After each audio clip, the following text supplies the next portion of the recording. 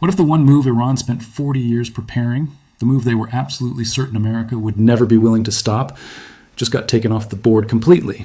That question is not hypothetical anymore, because what unfolded in the Strait of Hormuz between February and August of 2026 was not just a naval skirmish or a diplomatic standoff. It was the real-world collapse of a strategy Iran built its entire deterrence identity around. A strategy that was supposed to be untouchable. A strategy that was supposed to bring the global economy to its knees and force Washington to the table on Iranian terms. And it failed. Not partially, not temporarily, comprehensively. If that sounds like something you need to understand fully, and you do, then hit the like button right now. Subscribe so you never miss a breakdown like this one, and share this with someone who's been trying to make sense of what's actually been happening in the Gulf. Because today, we are going to walk through every layer of how this happened, why it matters far beyond Iran, and what the world looks like on the other side of it. So let's start at the foundation.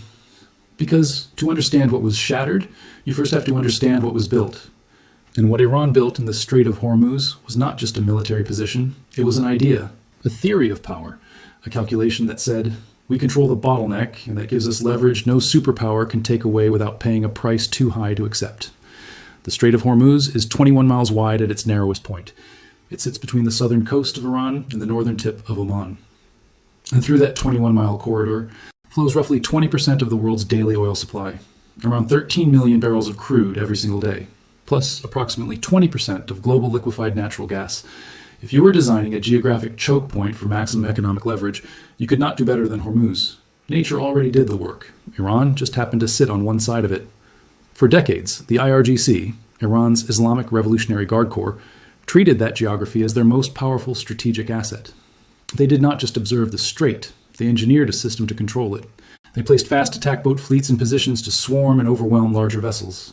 They deployed anti-ship missile batteries along the northern coastline and on a chain of islands that gave them overlapping fields of fire covering almost the entire width of the waterway. They built radar installations to track every vessel moving through. They stocked mines and trained dedicated mine-laying crews. And they constructed what they called the Persian Gulf Strait Authority, a bureaucratic structure with no standing in international law but with plenty of firepower behind it, and used it to legitimize their authority to decide who passed and who didn't. The theory was elegant in its brutality. You don't have to sink every ship. You just have to make the risk too high for anyone to accept. Make the insurance impossible. Make the liability unbearable. Make the commercial math work against transit. And the waterway closes itself without the IRGC having to fire a shot at every tanker. A handful of mines, well-placed and well-publicized, achieves the psychological effect that would require hundreds of mines if the goal were purely physical. It's a sophisticated use of a relatively cheap weapon layered on top of a geographic reality that no amount of American aircraft carriers can relocate. And it worked. For years, the mere credible threat that Iran could close the strait was enough to shape American foreign policy decisions, rein in sanctions pressure, and give Tehran leverage in every negotiation it entered. The threat of closure was the crown jewel, the ultimate deterrent, the one card that made every other card in Iran's hand more valuable. Then came February 28th, 2026. The United States and Israel launched Operation Epic Fury, the largest American air campaign since the Iraq War, and the IRGC activated its plan. This was not panic. Let's be very clear about that. The strait closure that began on March 2nd, 2026 was a calculated execution of a playbook that Iranian planners had been refining for at least 2 decades. Mining operations started immediately in the main shipping lanes. Fast attack boats moved to pre-positioned harassment stations. Radar arrays lit up across the northern coast and island chain. Anti-ship missile batteries went to elevated readiness. And the messaging began. Formal warnings to commercial shipping that the Strait of Hormuz was no longer safe for vessels operating without Iranian permission. The world's biggest shipping companies responded exactly the way Iran expected them to. Maersk, Hapag-Lloyd, and dozens of others suspended Hormuz transits within days. By March 10th, roughly 1,000 commercial vessels carrying 20,000 crew members were sitting idle outside the strait, unable to proceed. Traffic through the most critical energy corridor on Earth dropped by 90%. The International Energy Agency called it the greatest energy security challenge in recorded history. And that description was not an exaggeration. Brent crude had been sitting at around $70 per barrel on February 27th. By mid-March, it was averaging over $130, with a peak above $126 at the worst point of the initial closure. Every oil-importing economy on Earth felt that spike instantly. Capital Economics estimated that a sustained increase to $100 per barrel would add between 0.6 and 0.7 percentage points to global inflation. And this was arriving after 5 consecutive years of above-target inflation in the United States and most of Europe, where there was almost no buffer left to absorb another shock. Shipping companies that didn't want to sit idle started rerouting around the Cape of Good Hope, adding 10 to 14 days to every cargo delivery and driving freight costs and insurance premiums to levels that made many voyages financially unviable. War risk insurance on Gulf transiting vessels became prohibitively expensive within the first weeks. The insurance market was functioning as a second enforcement layer, independent of the IRGC's guns. You didn't need an Iranian fast boat to stop a ship.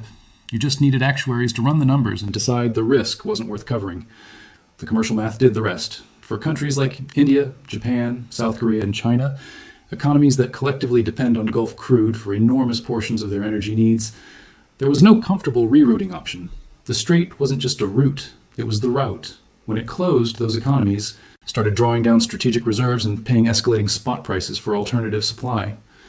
The International Energy Agency activated its emergency reserve release mechanisms, but those reserves only covered roughly 26 days of the stranded supply at full emergency drawdown.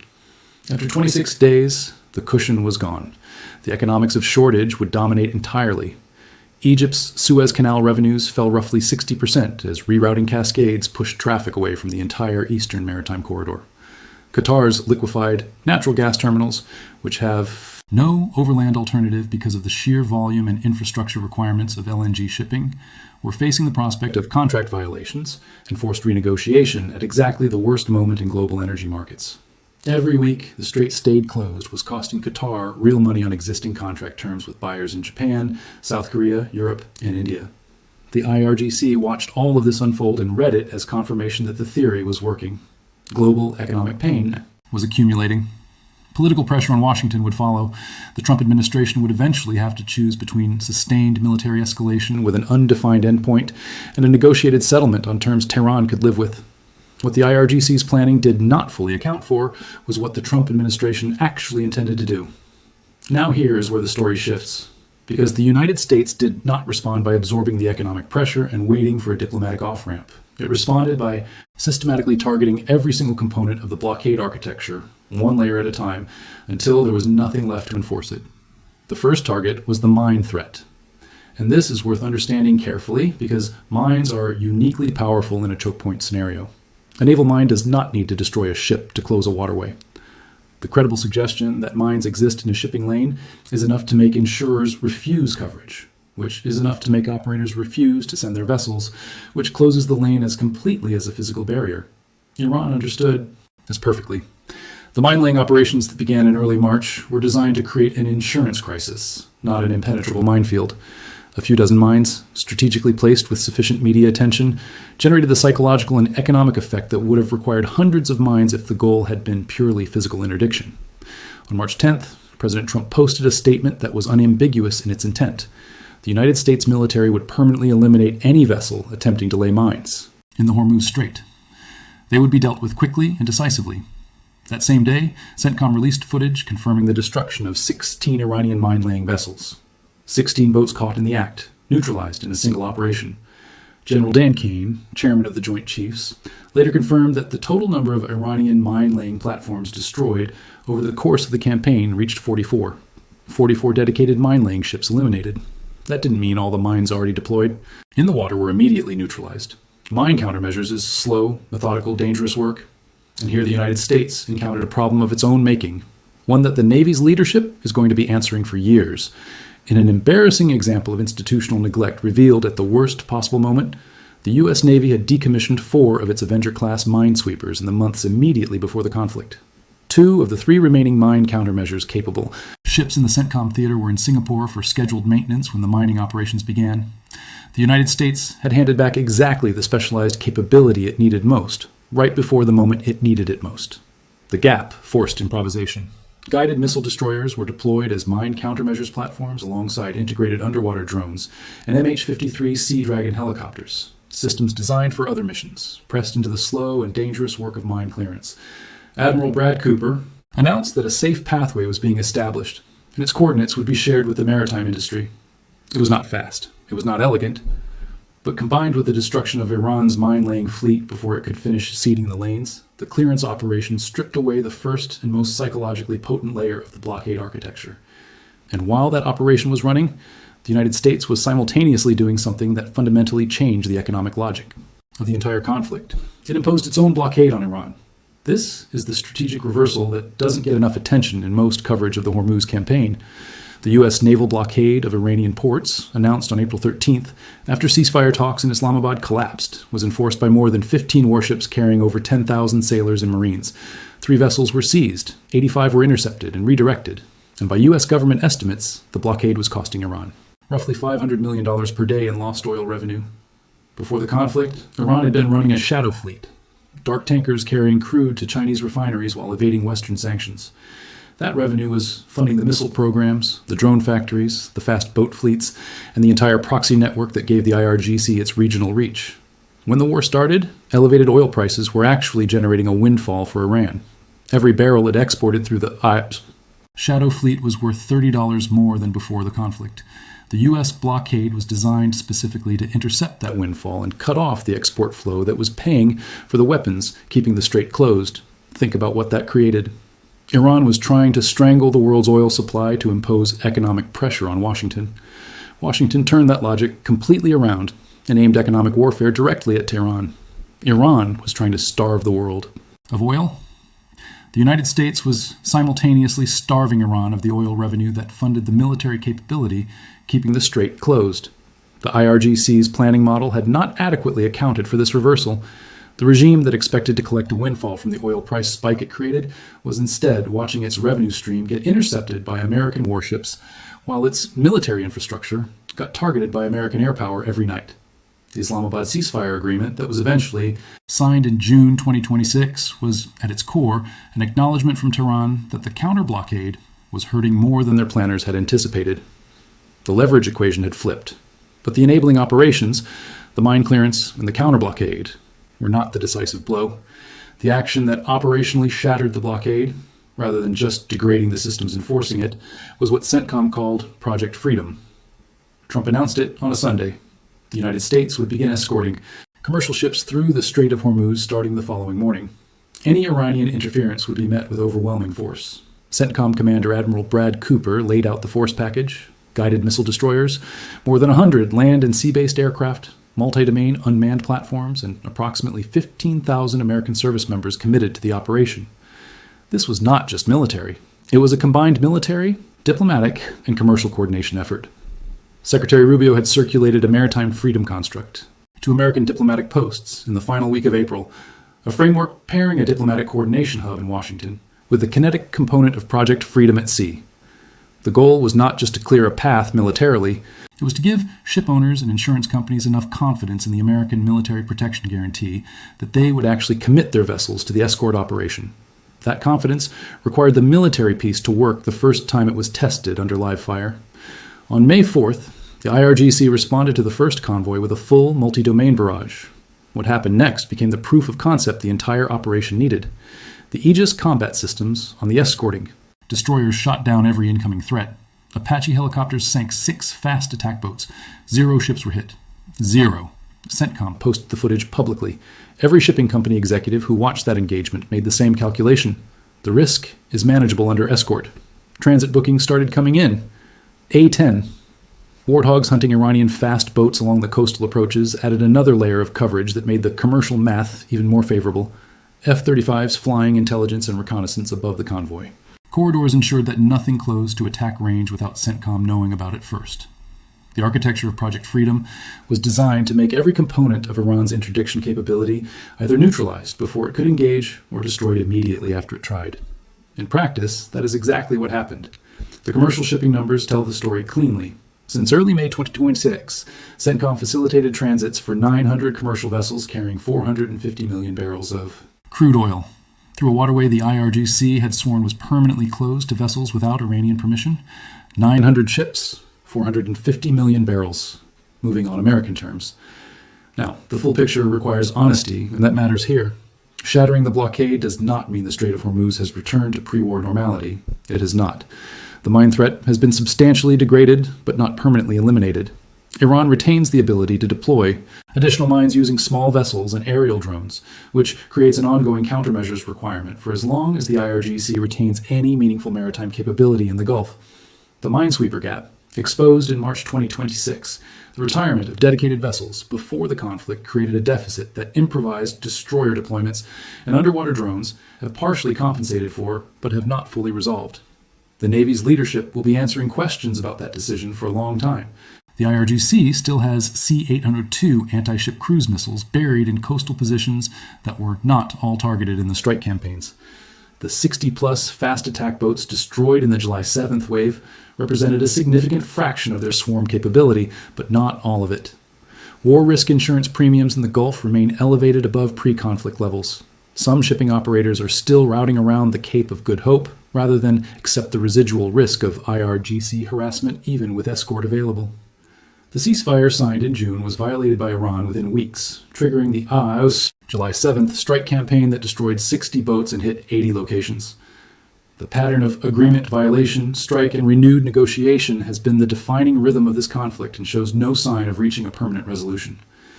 What the United States has achieved is a decisive shift in operational control of the Strait from Iranian leverage to American protection. That is not the same as returning the waterway to the frictionless global commons it was before February 28, 2026. It is a militarized corridor operating under American escort, which is a fundamentally different proposition from either the pre-war status quo or the Iranian-controlled chokepoint the IRGC was trying to establish. The distinction matters. The Strait is open, but it is open on different terms than before, and those terms carry their own implications. Now, let's talk about the economic dimension of the reopening, because it deserves more attention than it's getting in most coverage that focuses on the military story. When CENTCOM announced that 900 vessels had transited since Project Freedom began, each carrying crude that had been stranded for weeks or months, the effect on global energy markets was real and measurable. Brent crude retreated from its peak above $126 back toward the $80 to $90 range as transit numbers accumulated and insurance markets began pricing in the reduced risk. That price decline benefited consumers in every oil importing economy on Earth. In the United States, gasoline prices that had become one of the most politically sensitive economic indicators during the closure started coming back down. That feedback loop was working in Washington's favor rather than Tehran's, and it directly reinforced the administration's willingness to sustain the operation rather than accept an unfavorable ceasefire. The decline also cut into the windfall Russia had been collecting from elevated oil prices during the entire conflict.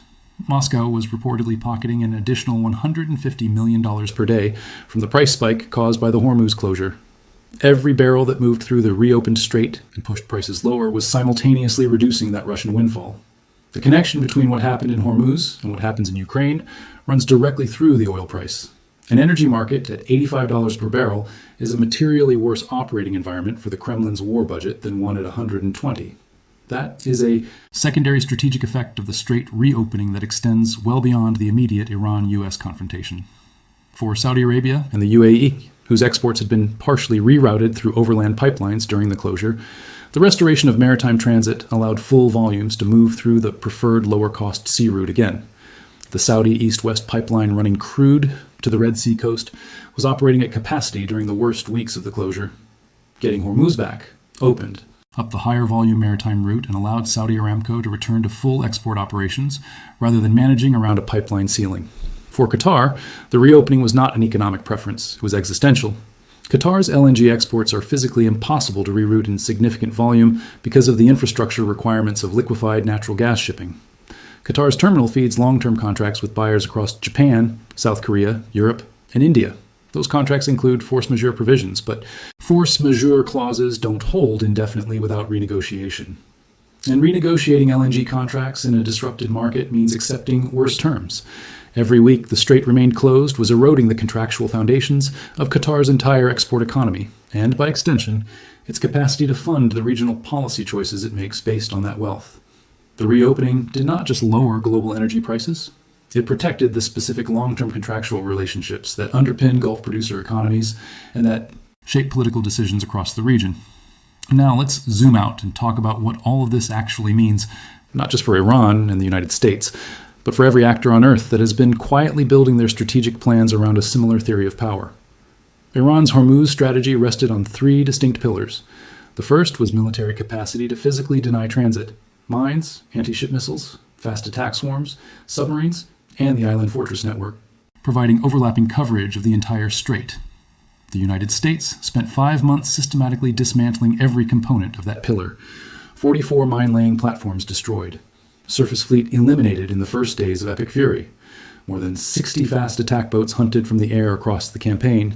Anti-ship missile batteries hit with 5,000-pound bunker busters. The hardened facilities on the island arc struck in daylight raids, demonstrating that even the most reinforced positions were reachable with the right weapons and the right commitment. But here is the element that gets lost in tactical reporting. The military pillar was not just about the weapons. It was about the human expertise to operate those weapons in the specific and demanding geographic environment of the strait. The submarine crews who knew the currents and the depths. The fast attack boat commanders who understood the coastal terrain well enough to use it for concealment and approach. The radar operators who had spent years learning how to track vessels from the island network. The missile battery. Crews who knew how to use terrain masking to approach launch positions undetected. That institutional knowledge does not survive a sustained air campaign intact. You can manufacture a new fast attack boat. You cannot easily replace the crew with 3 years of experience operating in the Hormuz environment. That human dimension of military degradation is real, and it is lasting. The second pillar was economic coercion capacity, making the cost of transit so high through insurance. Risk, physical danger, and IRGC harassment that commercial operators would voluntarily stay out, turning enforcement into a self-fulfilling outcome that didn't require Iran to sink every ship that tried to move. That pillar was broken by the combination of Project Freedom making transit viable, the Aegis systems establishing a credible track record of shooting down every incoming threat, and 900 successful transits providing empirical proof of concept to the global shipping industry. When the risk is demonstrably manageable with military escort, the insurance math changes. And when the insurance math changes, the ships start moving. The third pillar was political coercion capacity, generating enough global economic pain from the closure that political pressure on Washington would eventually force a settlement on Iranian terms. That pillar was broken by the counter-blockade, which flipped the economic coercion equation and imposed $500 million per day in direct revenue loss on Iran, than allowing the regime to profit from the oil price spike it had created. Congress authorized $95 billion specifically to fund the campaign. The Senate killed a war powers resolution that would have ended U.S. involvement. The political will Iran was counting on to crack held, and it held precisely as long as it took the Trump administration to demonstrate that ships could move through the strait under escort without unacceptable casualties. 3 pillars, all 3 structurally compromised within 5 months of the closure beginning. And now for the part that matters most, to the world beyond this specific conflict. Because what happened in Hormuz between February and August of 2026 is the most comprehensive real-world test of a theory that multiple adversaries have been quietly relying on for years. The theory goes like this: control a critical maritime chokepoint, threaten to close it, impose global economic pain, and the resulting political pressure on Washington will constrain American military options. Force negotiations on terms favorable to the state holding the chokepoint. Use the world's economic interdependence as a shield. It's an elegant theory. It doesn't require military parity with the United States. It just requires leverage over the global economy. Iran built its deterrence identity around it. But this theory has also been studied carefully by China in the context of Taiwan Strait scenarios, by Russia in Baltic and Black Sea contingencies. The notion that geography could be weaponized to limit American action has been a cornerstone of the strategic planning of every major American adversary. What Hormuz 2026 produced is a 5-month dataset that tests that theory against a determined and sustained American response. And the result is not ambiguous. The United States demonstrated willingness and capacity to sustain a military campaign against all 3 pillars of blockade architecture simultaneously. It managed global economic fallout through counter-blockade, diplomatic coordination, and direct transit enforcement. It forced 900 ships through a waterway that was supposed to be permanently closed. And it did all of that while managing its own internal political pressures and sustaining public support through visible military success. China's military planners are going to spend considerable effort analyzing this campaign. The Taiwan Strait scenario they have been wargaming involves a similar chokepoint logic. Use maritime leverage to raise the cost of American intervention beyond the politically acceptable threshold. The Hormuz answer to that scenario is 450 million barrels of crude oil moving on American terms through a waterway that was supposed to be off limits. That dataset changes the calculation for every adversary that has been constructing their deterrence theory around the assumption that maritime choke point leverage creates constraints America cannot effectively counter. The assumption has been tested now, under real conditions, against a determined adversary with decades of preparation. And it failed. Before you close this video, I want you to sit with one question, not a rhetorical one, a genuinely open one. What does the Strait of Hormuz look like in 5 years? Does the United States maintain a permanent escort architecture in the Gulf, essentially administering the waterway as an American protected corridor indefinitely? Does Iran rebuild its maritime capacity fast enough to matter once sustained military pressure eventually eases? Does the global shipping industry ever fully return to treating Hormuz as a normal transit rather than a militarized corridor where the insurance premium reflects an ongoing residual threat the IRGC's shadow capability continues to create? Does the ceasefire violation strike cycle eventually stabilize into something durable? Or does this become a permanently contested space where neither side achieves decisive closure? These are not questions with clean answers today. Nobody has those answers. But here is what does have a clean answer. The question of whether the United States military had the capability, the operational architecture, and the political will to dismantle a Hormuz blockade that the IRGC had been building and refining for 4 decades. That question was open going into February 2026. Iran bet that the answer was no. They bet their crown jewel on it. They bet that the economic pain would be too global, the military cost too high, the political will too fragile, and the operational complexity too great for Washington to see it through. The answer was delivered. Not in a press conference, not in a diplomatic communique, not in a statement of intent. It was delivered in the form of 900 ships and 450 million barrels of crude oil moving through the world's most contested waterway on American terms. And every government on Earth, whether they say so publicly or not, absorbed that answer and is already adjusting their calculations accordingly. Iran built the most powerful maritime leverage weapon the modern world had seen. They spent 4 decades perfecting it. They chose the moment they believed the world was least prepared to absorb the consequences of its use. And the United States military shattered it, layer by layer, pillar by pillar, mine by mine, fast boat by fast boat, until there was nothing left to enforce it. That is the story of what happened in the Strait of Hormuz. And its consequences are going to reshape how power is projected, how leverage is calculated, and how deterrence is constructed for a generation. If this breakdown gave you the complete picture you needed, the kind of analysis that goes beyond the headlines and actually explains the mechanics and the meaning, then share this video with one person who deserves to understand what really happened out there. Drop your thoughts in the comments. Tell me what you think comes next. Do you believe this holds? Or does Iran find another way? And subscribe right now because this conflict is still evolving. And the next chapter is going to be defined entirely by what was just established